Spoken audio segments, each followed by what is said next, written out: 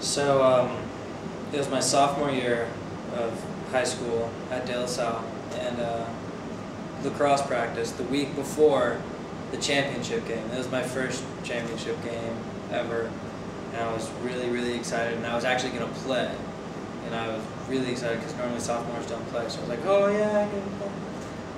So we were doing 6-on-6, was just scrimmaging each other, and the ball basically rolled out of bounds, and I was just running after it to go pick it up, and I didn't think anyone was around me, so I was just kind of like going to go pick it up, and then someone just literally sprinted as hard as he could across the field and just smashed, hit me right here, and my shoulder just popped, and it was such a loud pop, and at that moment, as soon as it happened, right on impact, I was like, oh shit, my collarbone is broken. I remember that moment of impact, just that's what it sounded like. It sounded like someone. I was laying down, and I was like I was saying, like, oh my god, like this is a dream. Like, this can't be happening right now. I just remember thinking, I was like how long, like, what's gonna happen now? I knew it, and I tried to move my arm, and I couldn't move it. So I was just lying on the ground, holding my arm like this.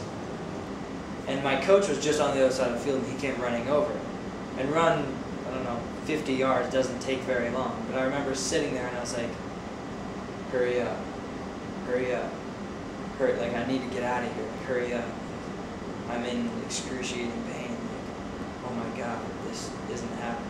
Driving to the hospital took forever. Every little touch on the brakes, jolting me forward, like would move this separately because it wasn't attached to anything in my upper body. It would just kind of jiggle around, and then bones would poke stuff, and it broke like that. And then there was a bone connecting these two, and it was like going backwards, and it would just move and jolt this way, and stuff was, this isn't real. But I remember I was like, I'm going to wake up any minute, and I'm going to be in my bed. Never woke up. Like that. Just down the block from my practice to John Muir, right down the block. Probably took us 10 minutes. And I didn't think I would make it. And they cut all the pads off of me. And they just looked at me. My shoulder was down out here. It dropped a couple inches. And they looked at me and they just said, yeah, that's broken. And we can't do surgery until Monday. And it was Friday. So at that point, they just gave me a ton of painkillers, and I went home. And I slept on my back. I was just lying they put me in a sling. I was lying in bed all weekend. I was waiting for surgery. Yeah, no, I was done for a couple months. And I grew up playing lacrosse like my whole life, so not playing lacrosse for a couple months was weird. Like I just couldn't do it. It hurt me, like it hurt 24/7. No matter what I did, like the painkillers didn't really help. It just wasn't. Kind of felt like I was outcasted. I couldn't do anything, and it sucked. It was one of the most painful experiences, emotionally and physically, in my entire life.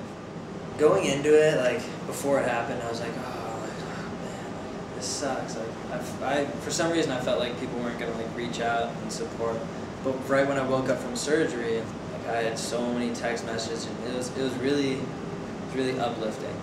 That I knew I had a lot of people who cared about what happened and cared about me, and they were like almost more upset than I was. One good thing that the doctor told me is that my shoulder is 5 times stronger because I have titanium permanently in my shoulder until the day that I die. So it's fun to think about how I've grown from then till now, how I've changed, how I look at things differently. I think for me it's fun.